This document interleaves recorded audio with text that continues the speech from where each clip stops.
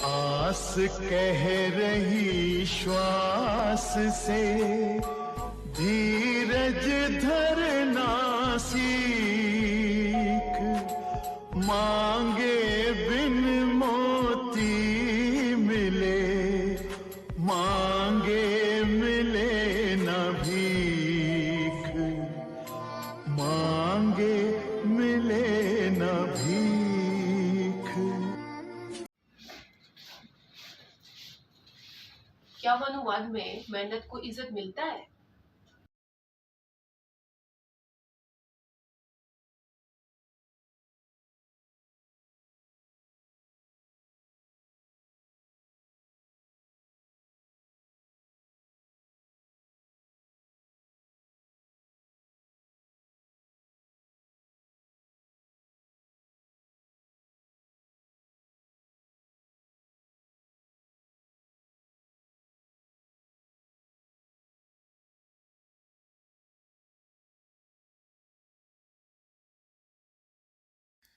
Riddles of Hinduism में नवाब भीमराव अंबेडकर ने यह इल्जाम लगाया है कि वेदों में लेबर इंटेंसिव एक्टिविटीज यानी श्रम आधारित जो व्यवसाय हैं, काम हैं, उनको घृणा की दृष्टि से देखते थे ब्राह्मण, और जो लोग यानी जो शूद्र थे, जो मजदूरी का काम करते थे, उनको हमेशा अपमानित किया जाता था और ऐसे कामों को नीच समझा जाता था। तो ये बात कितना सच है और कितना झूठ, मैं आज इसका जांच पड़ताल करूंगा। तो सर्वप्रथम मैं पढ़ने वाला हूं श्वेत Yajurveda 30.5 to 13, 16, 18 to 20। Many labor intensive occupations respected। श्वेत यजुर्वेद माध्यान्ह संहिता का 30वां अध्याय जो है वो पूरा का पूरा श्रमिकों और श्रम प्रधान व्यवसायों के लिए समर्पित है। इसमें तरह तरह के शूद्र जो श्रम का काम करते हैं उनको सम्मान दिया गया है। पूरा अध्याय ही इस विषय पर है। तो अब मैं उसको एक एक करके पढ़ूंगा, तो दूध का दूध पानी हो जाएगा साफ, लेकिन शॉर्ट में पढ़ूंगा क्योंकि पूरा अध्याय पढ़ने का समय नहीं है मेरे पास। तो मैं पढ़ रहा हूं श्वेत यजुर्वेद 30.5 to 13, 16, 18 to 20। ब्राह्मण को ब्रह्म कर्म, क्षत्रिय को वीर कर्म, वैश्य को मरुदगण की प्रीति पोषण कर्म, शूद्र को सेवा कर्म, चोर को अंधकार, वीर को नारक, नपुंसक को पाप, खनिज को आक्रय, क्रय विक्रय, व्यभिचारी को काम तथा मागध को वक्तृता उपयुक्त है। यानी यहां पर अलग अलग काम किस किस व्यक्ति को उसके व्यक्तित्व के हिसाब से करना चाहिए, उसके चाहत के हिसाब से करना चाहिए, ऐसे हर एक काम को श्रद्धा दिया गया है। तो यहां पर सेवा कर्म, शूद्र, खनिज, मागध, नट, सूत, इन सब को दिया गया है। पढ़ के बताता हूं। नट को नृत्य, सूत को गान, रथकार के लिए बुद्धि को और सूत्रकार के लिए धैर्य को नियुक्त करना चाहिए।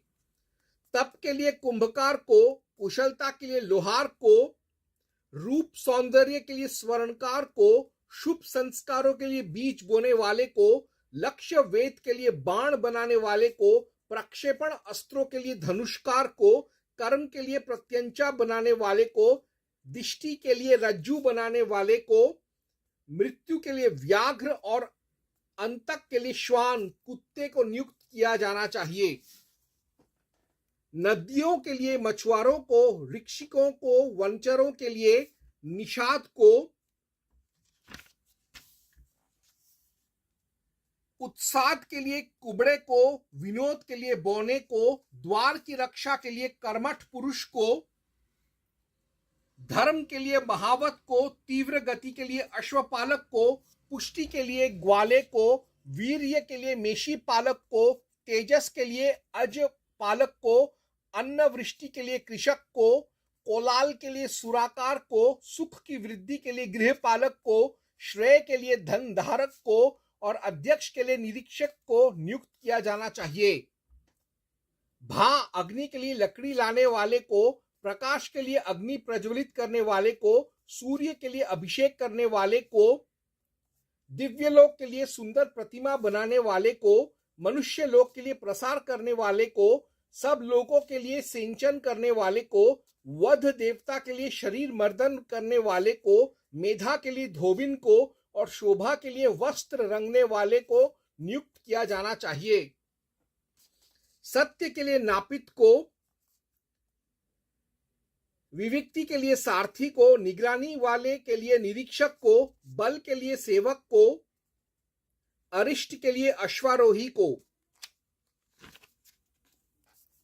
मन्यु के लिए लोहा तपाने वाले को, सरोवर के लिए धीवर को, उपवनों के लिए सेवकों को, वैशंतों के लिए निषाद को, नरवल के लिए मत्स्य जीवी को, पार जाने वाले के लिए और उस पार से आने के लिए तथा किनारा बांधने वालों के लिए नाविक को,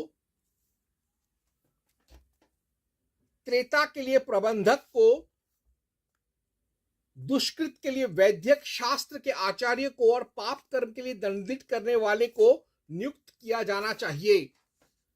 शब्द के लिए वाद्य यंत्र बजाने वाले को, महस के लिए वीणा वादक को, क्रोश के लिए वंशी वादक को, तुमुल स्वर के लिए ढोल पीटने वाले को, अवरस्पर के लिए शंख बजाने वाले को, वन के लिए वनराग को और हिंसक पशुओं से रक्षा करने के लिए वन रक्षक को नियोजित करना चाहिए।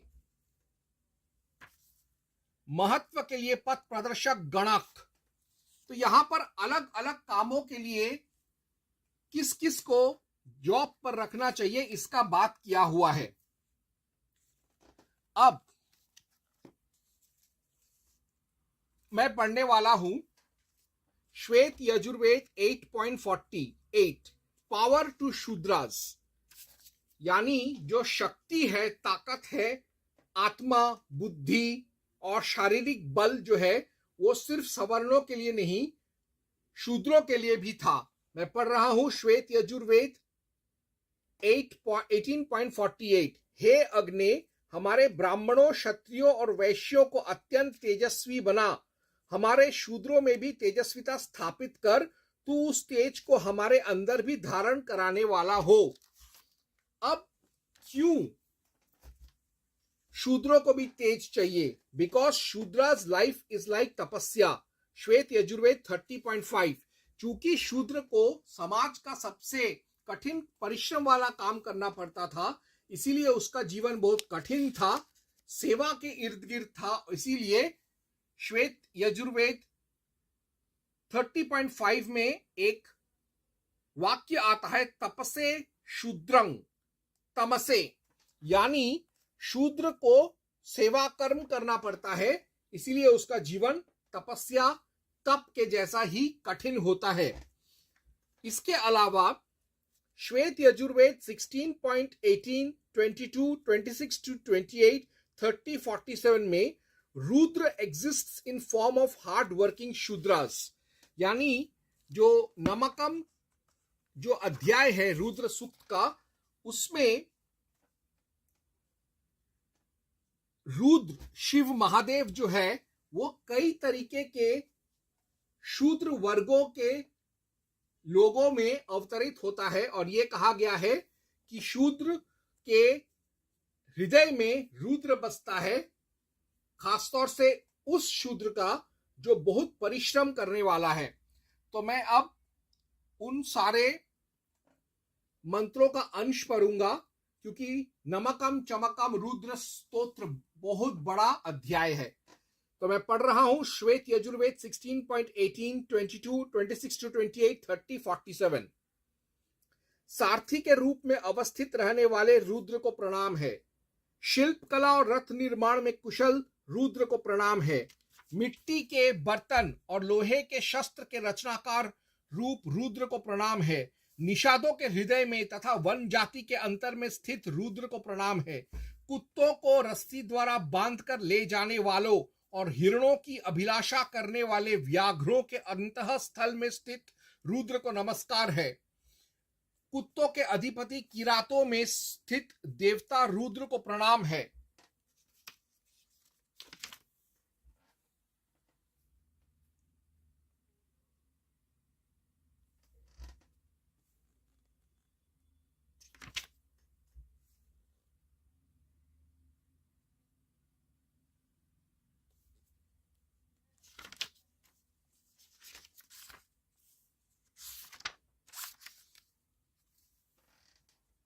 तो इसी से पता चल जाता है कि रुद्र न सिर्फ सवर्णों, ब्राह्मणों, वैश्यों और क्षत्रियों में, ऋषियों में अवतरित होता था, वह शूद्रों में भी अवतरित होता था और वो शूद्रों के मन, मस्तिष्क और आत्मा में भी विद्यमान था और उनके कामों के जो परिश्रम और उसका जो फल है उसमें भी वो, और उसका जो सक्सेस है, उसका जो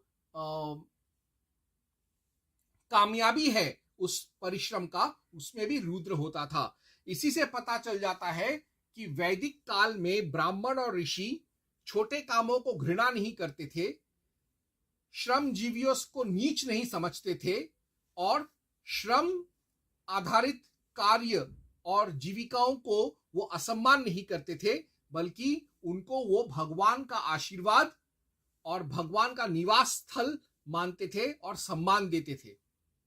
ओम हं हनुमते नमः।